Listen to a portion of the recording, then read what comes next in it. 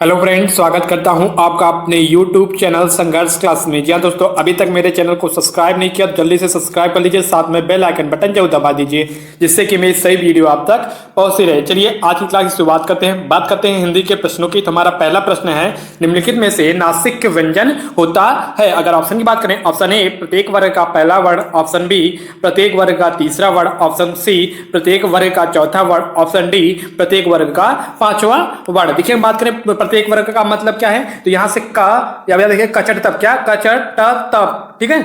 यानी कि का वर्ग, चा वर्ग, टा वर्ग, ता वर्ग और पार वर्ग, इन वर्ग यानी प्रत्येक वर्ग का कौन सा वर्ण, पांचवा वर्ण हमारा क्या होता है, नासिक व्यंजन होता है। यानी का वर्ग का पांचवा वर्ण, चा वर्ग का पांचवा वर्ण, टा वर्ग का पांचवा, ता और पा वर्ग का पांचवा वर्ण, ये सब क्या होते हैं, हमारे नासिक व्यंजन होते हैं। चलिए अगले प्रश्न चलते हैं। हमारा अगला प्रश्न है, या, रा, ला, वा किस प्रकार का व्यंजन है। अगर ऑप्शन की बात करें, ऑप्शन ए संयुक्त व्यंजन, ऑप्शन बी ऊष्म व्यंजन, ऑप्शन सी अंतःस्थ व्यंजन, ऑप्शन डी इनमें स्पर्श व्यंजन। देखिए अगर हम बात करें या, रा, ला और वा की, ये सब या, रा, ला, वा हमारे क्या कहलाते हैं, तो हमारे अंतःस्थ व्यंजन कहलाते हैं। तो ऑप्शन सी हमारे यहाँ पर क्या हो जाएगा, राइट आंसर। अगर संयुक्त व्यंजन की बात करें तो संयुक्त व्यंजन कौन कौन से होते हैं या फिर कितने होते हैं, संयुक्त व्यंजन कितने होते हैं, चार होते हैं। कौन कौन से, छ, त्रिंग, ज्ञ और स्रा, ठीक है। अब बात करें उष्म व्यंजन की, तो उष्म व्यंजन कितने होते हैं, ये भी चार होते हैं। कौन कौन से, सा और हा, ये चारों क्या होते हैं, हमारे उष्म व्यंजन होते हैं। चलिए अगले प्रश्न चलते हैं। हमारा अगला प्रश्न है, संक्षिप्त रूप दिखाने के लिए किस विराम चिन्ह का प्रयोग किया जाता है। अगर ऑप्शन की बात करें, ऑप्शन ए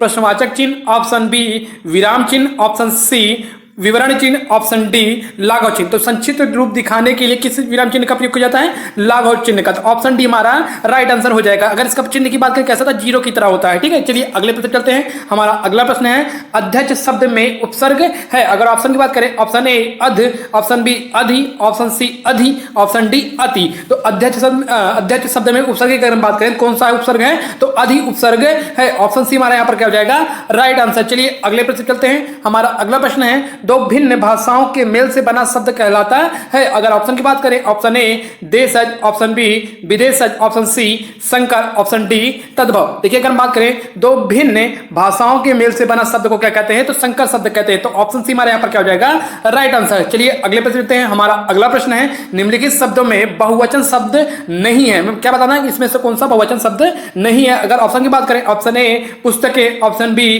पैसे, ऑप्शन सी छाता, ऑप्शन डी गाय। तो निम्नलिखित शब्दों में बहुवचन शब्द कौन सा नहीं है, तो हमारा छाता क्या है, बहुवचन शब्द नहीं है। तो ऑप्शन सी हमारे यहाँ पर क्या हो जाएगा, राइट आंसर। चलिए अगले प्रश्न चलते हैं। हमारा अगला प्रश्न है, निम्नलिखित में जातिवाचक संज्ञा है। अगर ऑप्शन की बात करें, ऑप्शन ए श्याम, ऑप्शन बी दुख, ऑप्शन सी कक्षा, ऑप्शन डी लड़का। देखिए बात करें जातिवाचक संज्ञा की, तो जातिवाचक संज्ञा से क्या पता लगेगा कि पूरे समूह की बात होगी, जो भी शब्दों को यानी जो भी चीज होगी उसकी समूह की बात होगी। जैसे अगर हम श्याम की बात करें, ऑप्शन की बात करें, तो ऑप्शन हमारा क्या है, ऑप्शन ए क्या है, श्याम है।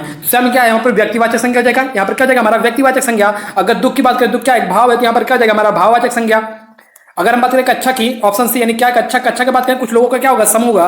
कक्षा कैसे होगी, बनती है जब कुछ लोगों का समूह होता है तभी तो उसे कक्षा कहते हैं। तो यहाँ पर क्या हो जाएगा, हमारा समूहवाचक संज्ञा हो जाएगी। तो अगर आप बात करें ऑप्शन डी की, ऑप्शन डी क्या हमारा लड़का है, यानी कि सभी लड़कों की जाति बात हो रही है, इसलिए यहाँ पर क्या हो जाएगा, जातिवाचक संज्ञा होगा। ऑप्शन डी हमारा यहाँ पर क्या हो जाएगा, राइट आंसर। चलिए अगले प्रश्न देते हैं। हमारा अगला प्रश्न है, अतीत में कौन सी संधि है। अगर ऑप्शन की बात करें, ऑप्शन ए स्वर संधि, ऑप्शन बी व्यंजन संधि, ऑप्शन सी विसर्ग संधि, ऑप्शन डी इनमें से कोई नहीं। देखिए अगर हम बात करें अतीत की, जब अतीत का संधि विच्छेद करेंगे क्या होगा, अतिधन इत होगा, अतिधन इत होगा। तो यहां पर क्या होगा, ई का मेल छोटी ई का मेल छोटी ई से हो रहा है, तो यानी क्या हो जाएगा, दीर्घ हो जाएगा। तो यहां पर क्या हो जाएगा हमारा, देखिए ई का यानी स्वर का मेल स्वर से हो रहा है, तो जाहिर सी बात है क्या होगा, यहाँ पर हमारा स्वर संधि होगा। तो ऑप्शन यहाँ पर क्या हो जाएगा, हमारा राइट आंसर। अगर स्वर संधि में भी कौन सा पूछे तो हमारा कौन सा संधि होगा, दीर्घ स्वर संधि, ठीक है। ऑप्शन हमारा पर क्या हो जाएगा, राइट आंसर। चलिए अगले प्रश्न करते हैं। हमारा अगला प्रश्न है, किस समास में प्रथम पद संख्यावाची होता है। अगर ऑप्शन की बात करें, ऑप्शन ए द्वंद्व समास, ऑप्शन बी द्विगु समास, ऑप्शन सी अव्ययीभाव समास, ऑप्शन डी तत्पुरुष समास। तो क्या बात करें, किस समास में प्रथम पद संख्यावाची होता है, तो हमारा द्विगु समास में क्या होता है, प्रथम पद क्या होता है, संख्यावाची होता है। तो ऑप्शन बी हमारा यहाँ पर क्या हो जाएगा, राइट आंसर। चलिए अगले प्रश्न करते हैं। हमारा अगला प्रश्न है, द्वंद्व समास में कौन सा पद प्रधान होता है। अगर ऑप्शन की बात करें, ऑप्शन ए पहला पद, ऑप्शन बी दूसरा पद, ऑप्शन सी दोनों पद, ऑप्शन डी कोई पद नहीं। देखिए अगर बात करें द्वंद्व समास की, तो द्वंद्व समास में हमारा दोनों पद प्रधान होता है, पहला पद भी और दूसरा भी पद भी, यानी क्या हो जाएगा ऑप्शन सी हमारे यहाँ पर क्या हो जाएगा राइट आंसर। यानी द्वंद्व समास में दोनों पद प्रधान होता है, यानी कौन सा पहला और दूसरा पद दोनों पद क्या होते हैं प्रधान होते हैं, तो ऑप्शन सी हमारा क्या होगा यहाँ पर राइट आंसर। चलिए अगले प्रश्न हैं। हमारा अगला प्रश्न है घोटक शब्द है, अगर ऑप्शन की बात करें तो ऑप्शन ए विदेशज, ऑप्शन बी देशज, ऑप्शन सी तत्सम, ऑप्शन डी तद्भव। देखिए अगर बात करें घोटक, तो घोटक शब्द कैसा है, तो हमारा क्या है तत्सम शब्द है, ऑप्शन सी हमारे यहाँ पर क्या हो जाएगा राइट आंसर। चलिए अगले प्रश्न है। हमारा अगला प्रश्न है उपकूल में कौन सा समास है, अगर ऑप्शन की बात करें ऑप्शन ए तत्पुरुष समास, ऑप्शन बी कर्मधारय समास, ऑप्शन सी द्वंद्व समास, ऑप्शन डी अव्ययीभाव समास। देखिए बात करें ऑप्शन की, तो ऑप्शन ए हमारा क्या है तत्पुरुष समास। जब तत्पुरुष समास में क्या होता है, जब किसी शब्द का समास विग्रह करेंगे तो उसमें क्या आएगा कारक चिन्ह आएगा, तो वहां पर क्या होगा हमारा तत्पुरुष समास होगा। कर्मधारय समास की अगर हम बात करें तो कर्मधारय समास में क्या होता है, एक शब्द दूसरे शब्द की क्या बताता है विशेषता बताता है, और द्वंद्व समास में बात करें तो द्वंद्व समास में क्या बीच में योजक चिन्ह दिखता है। अव्ययीभाव समास की बात करें प्रत्येक उपसर्ग वाला शब्द क्या होता है हमारा अव्ययीभाव समास होता है। यहाँ पर देखिए उपकूल, उपकूल में क्या है उप हमारा क्या उपसर्ग है, तो ये क्या है उपसर्ग वाला शब्द है, इसलिए यहाँ पर क्या हो जाएगा अव्ययीभाव समास हो जाएगा। ऑप्शन डी हमारा यहाँ पर क्या होगा राइट आंसर। चलिए अगले प्रश्न करते हैं। हमारा अगला प्रश्न है किस शब्द की वर्तनी शुद्ध है, अगर ऑप्शन की बात करें ऑप्शन ए अवतार, ऑप्शन बी उपासना, ऑप्शन सी उज्ज्वल, ऑप्शन डी इनमें से कोई नहीं। देखिए अवतार की बात करें, अवतार यहाँ पर क्या लिखा अशुद्ध रूप है, इसका अगर शुद्ध रूप लिखेंगे क्या होगा हमारा अवतार होगा, ठीक है। यहाँ पर क्या हो जाएगा अवतार की शुद्ध रूप हो जाएगा। अगर बात करें उपासना की, तो उपासना में सा गलत है, यहाँ पर क्या होगा कौन सा सा लगेगा, यहाँ पर ये वाला सा लगेगा, ठीक है, क्या हो जाएगा उपासना। अगर उज्ज्वल की बात करें, उज्ज्वल हमारा शुद्ध रूप है, तो ऑप्शन सी हमारा पर क्या हो जाएगा राइट आंसर। चलिए अगले प्रश्न करते हैं। हमारा अगला प्रश्न है बांगरू किस उपभाषा वर्ग की बोली है, अगर ऑप्शन की बात करें ऑप्शन ए पूर्वी Hindi, option B Bihari Hindi, option सी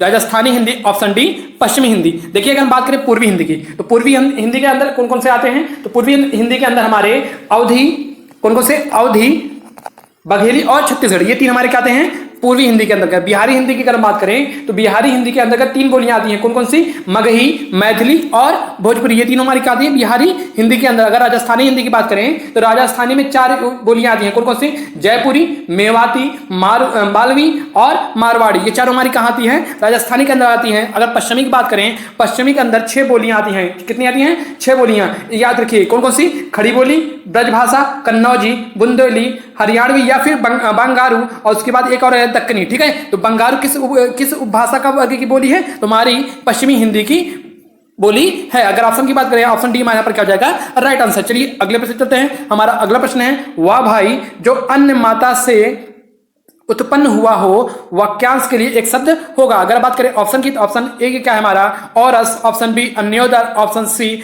सहोदर, ऑप्शन डी दूरस्थ। देखिए बात करें वाह भाई जो अन्य माता से उत्पन्न हुआ हो उसके लिए किस शब्द का प्रयोग किया जाता है अन्योदर का प्रयोग किया जाता है। ऑप्शन बी हमारा यहाँ पर क्या हो जाएगा राइट आंसर। चलिए अगले प्रश्न करते हैं। हमारा अगला प्रश्न है घाट घाट का पानी पीना का अर्थ है। अगर ऑप्शन की बात करें ऑप्शन ए बहुत यात्रा करना, ऑप्शन बी अधिक लोगों से मित्रता करना, ऑप्शन सी अधिक लोगों से बातचीत करना, ऑप्शन डी बहुत अनुभवी होना। देखिए बात करें घाट घाट का पानी पीना का अर्थ क्या होगा, तो बहुत अनुभवी होना। ऑप्शन डी हमारे यहाँ पर क्या हो जाएगा राइट आंसर। चलिए अगले प्रश्न करते हैं। हमारा अगला प्रश्न है जल निधि का पर्यायवाची है। अगर ऑप्शन की बात करें ऑप्शन ए बादल, ऑप्शन बी तालाब, ऑप्शन सी बारिश, ऑप्शन डी सागर। देखिए बात करें जल निधि, जल निधि का पर्यायवाची क्या होगा हमारा सागर होगा। तो ऑप्शन डी हमारे यहाँ पर क्या हो जाएगा राइट आंसर। चलिए अगले प्रश्न करते हैं। हमारा अगला प्रश्न है ऋतु का विलोम शब्द है। अगर ऑप्शन की बात करें ऑप्शन ए सीधा, ऑप्शन बी सरल, ऑप्शन सी वक्र, ऑप्शन डी इनमें से कोई नहीं। देखिए बात करें ऋतु का विलोम शब्द क्या होता है, तो वक्र होता है। तो ऑप्शन सी हमारे यहाँ पर क्या हो जाएगा राइट आंसर। चलिए अगले प्रश्न करते हैं। हमारा अगला प्रश्न है बड़ा घर में विशेष पद कौन सा है। अगर ऑप्शन की बात करें ऑप्शन ए बड़ा, ऑप्शन बी घर, ऑप्शन सी बड़ा और घर दोनों, ऑप्शन डी इनमें से कोई नहीं। देखिए अगर हम बात करें विशेष की, इससे पहले जान लीजिए कि विशेषण किसे कहते हैं। अगर हम विशेषण की बात करें संज्ञा या सर्वनाम की विशेषता बताने वाले शब्द को क्या कहते हैं विशेषण कहते हैं। तो बड़ा घर, घर हमारा क्या है संज्ञा है, संज्ञा की विशेषता बनाने वाले को क्या कहते हैं विशेषण कहते हैं। तो बड़ा शब्द हमारा क्या हो जाएगा विशेषण हो जाएगा।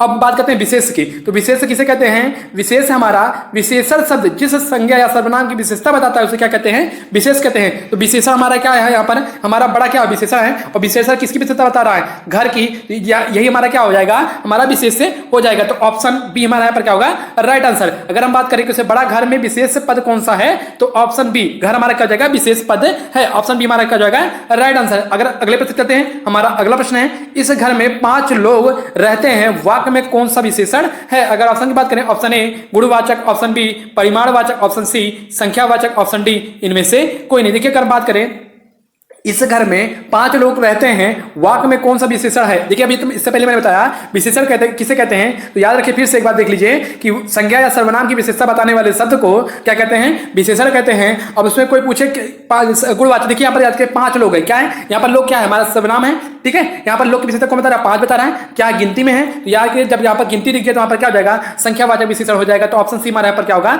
Right answer. चलिए अगले प्रश्न चलते हैं, हमारा अगला प्रश्न है, क्या भूलूं क्या याद करूं किसकी आत्मकथा है। अगर ऑप्शन की बात करें, option A Jaishankar Prasad, option B Ramvilas Verma, option C Harivansh Rai Bachchan, option D Premchand. तो क्या भूलूं क्या याद करूं किसकी आत्मकथा है, तो हरिवंश राय बच्चन की। तो ऑप्शन सी हमारे यहाँ पर क्या हो जाएगा राइट आंसर। चलिए अगले प्रश्न चलते हैं, हमारा अगला प्रश्न है, हिंदी भाषा का प्रथम प्रामाणिक ग्रंथ कौन सा है। अगर ऑप्शन की बात करें, option A Satsai, option B Alha Udal, option C Prithviraj Raso, option D उपयुक्त में से कोई नहीं। देखिए बात करें हिंदी भाषा का प्रथम प्रामाणिक ग्रंथ कौन सा है, तो पृथ्वीराज रासो, ऑप्शन सी हमारे यहाँ पर क्या हो जाएगा राइट आंसर। चलिए अगले प्रश्न चलते हैं, हमारा अगला प्रश्न है, कामायनी महाकाव्य के रचयिता कौन है। अगर ऑप्शन की बात करें, option A Kabirdas, option B Surdas, option C Tulsidas, option D Jaishankar Prasad. की बात करें कामायनी की, तो कामायनी के महाकाव्य के रचयिता कौन है, तो हमारे कौन है जयशंकर प्रसाद है। ऑप्शन डी हमारे यहाँ पर क्या हो जाएगा राइट आंसर। आज का वीडियो यहीं तक। अगर आपको वीडियो अच्छा लगा तो चैनल को लाइक कीजिए, सब्सक्राइब कीजिए और दोस्तों से शेयर